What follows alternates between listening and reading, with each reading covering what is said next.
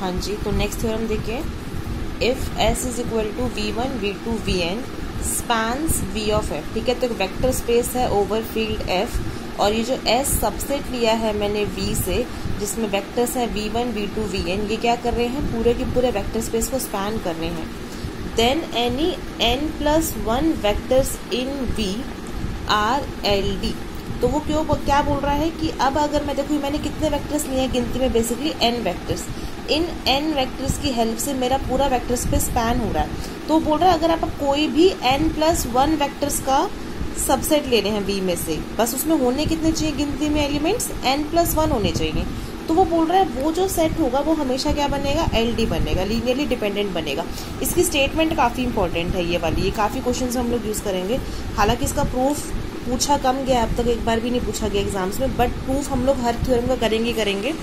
और आप लोग भी थ्योरम्स मत छोड़ना, एक बार तो कम से कम आपने हर थ्योरम को हैंड रिटन करके देखना ही देखना है, आंखों से निकालना अच्छे से।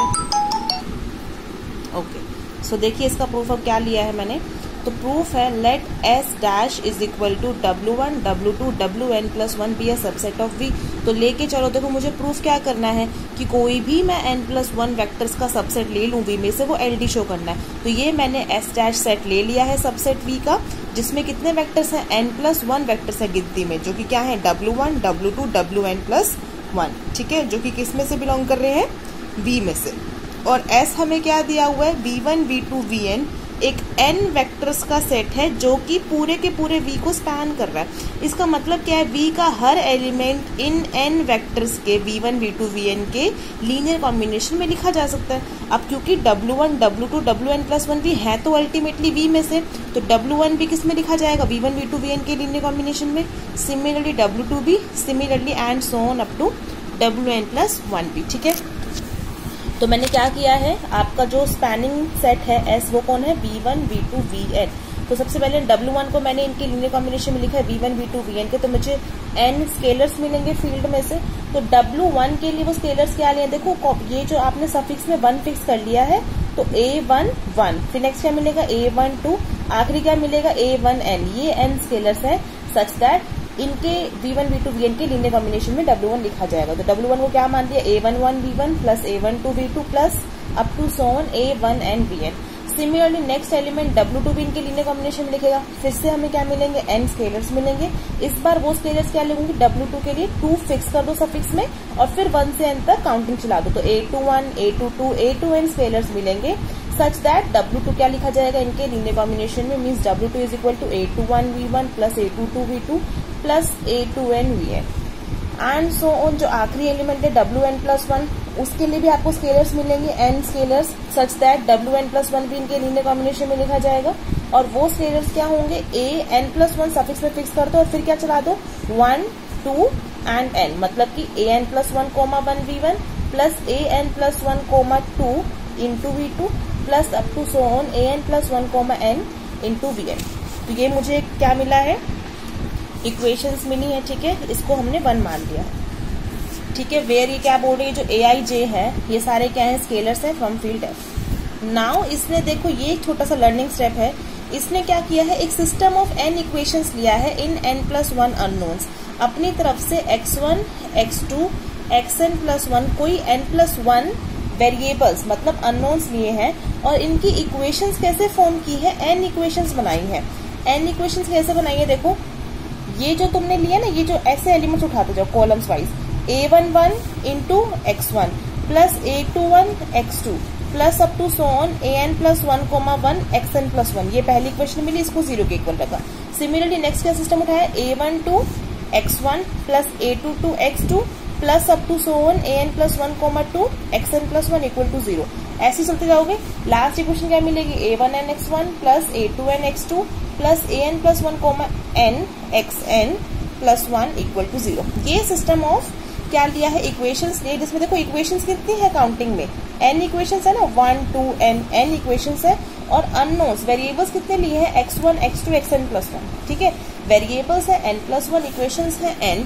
तो बेसिकली, और इसने क्या बोला, ये जो xi वेरिएबल्स है वो फील्ड में से उठाए हैं, मतलब ये पूरी की पूरी एक फील्ड की ही एक सिस्टम ऑफ इक्वेशंस बनाया है इसने फील्ड के एलिमेंट से। अब वो क्या बोल रहा है, since n+1 is greater than, होता ये है ना, जो n+1 है वो n से तो बड़ा ही होता है, ठीक है। तो इसका मतलब, और n+1 क्या है आपके अननोन्स, और n क्या है इक्वेशंस। तो बेसिकली आपने क्या बोल दिया, जो अननोन्स है मतलब जो वेरिएबल्स है वो किससे ज्यादा है, इक्वेशन से ज्यादा है।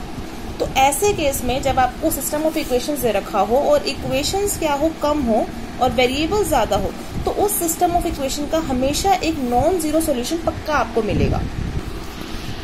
मीन्स आपको x1, x2, xn+1 के लिए एक कुछ वैल्यूज मिलेंगी जो उसने क्या बोल दिया है, α1, x2 के लिए α2 एंड सो ऑन n+1। ये क्या है, इस सिस्टम ऑफ इक्वेशन का सॉल्यूशन है, वेयर ये जो α1, α2, n+1 सभी क्या होंगे, जीरो नहीं होंगे। मतलब आपको क्या मिलेगा, नॉन जीरो सॉल्यूशन पक्का इस सिस्टम ऑफ इक्वेशन का एग्जिस्ट करेगा। तो इसका मतलब क्या है, अब हर इक्वेशन में क्या कर दोगे, x1, x2, xn+1 किससे रिप्लेस कर दोगे, α1, α2 एंड αn+1 से।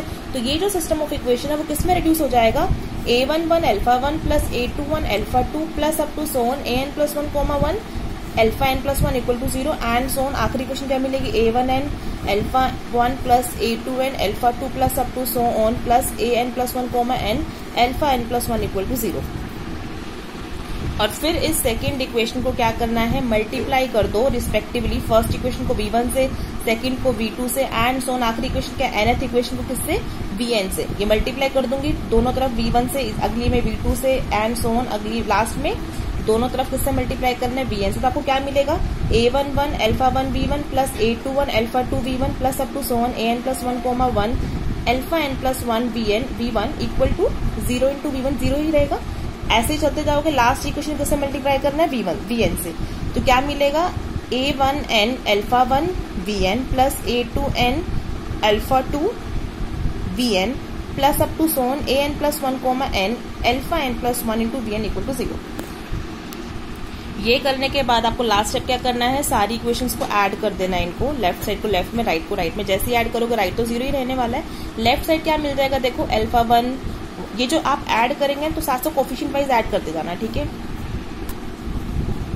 ये सारे जब आप ऐड कर ले बैठोगे इक्वेशंस को, तो ये α1 कॉमन आ जाएगा, अंदर क्या बचेगा, a11 v1 plus up to so on, last क्या टर्म मिलेगी a1n vn, फिर प्लस ऐसे करते जाओगे, इनको ऐसे कॉरेस्पॉन्डिंगली ऐड कर लो। इनमें क्या कॉमन आएगा, αn+1, अंदर क्या बचेगा an+1, 1 v1 plus up to so on an+1, n vn equal to 0 है। अब आप नोटिस करेंगे ये क्या चीज है, ये α1 और ये क्या है, a11 v1 प्लस a11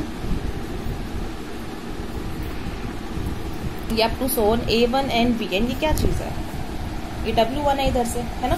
तो ये क्या बन गया, α1 w1 प्लस ऐसे चलते जाएंगे आप लोग अप टू सोन αn+1, ये क्या चीज है, ये है wn+1 का लीनियर कॉम्बिनेशन इक्वल टू 0। तो बेसिकली आपको क्या मिल गया, ये α1 w1 प्लस अगले टर्म क्या आएगी, α2 w2 plus α3 w3 and so on plus αn+1 wn+1 equal to 0 आ गए। बेसिकली ये क्या है, w1 w2 wn+1 का लीनियर कॉम्बिनेशन है जो कि 0 के इक्वल है, वेयर ये जो α1 है, α2 αn+1 स्केलर्स है, और ये स्केलर्स कैसे हैं, नॉट ऑल 0, शुरू में था ये, तो यहाँ से आ गया था कि जो आपको इस सिस्टम का इक्वेशन का सोल्यूशन मिलेगा सच दैट ये नॉट ऑल 0 है। तो बेसिकली w1 w2 wn+1 का जो लीनियर कॉम्बिनेशन जब आप 0 के इक्वल रखते हैं तो आपको सारे स्केलर्स क्या मिल रहे हैं, 0 नहीं मिल रहे हैं, नॉट ऑल 0 है। मतलब w1 w2 wn+1 कैसे सेट बना, आपको LD सेट बना है, लीनियरली डिपेंडेंट। यही इस थ्योरम में प्रूफ भी करना था कि अगर आप कोई भी, अगर आपके v1 v2 vn n vectors हैं जो पूरे वेक्टर स्पेस v को स्पैन करते हैं, तो कोई भी अगर आप अब n+1 वेक्टर्स का कोई भी सेट ले लेंगे तो वो हमेशा क्या बनेगा, LD बनेगा, लीनियरली डिपेंडेंट, इस थ्योरम की हेल्प से। ये थ्योरम काफी यूजफुल है।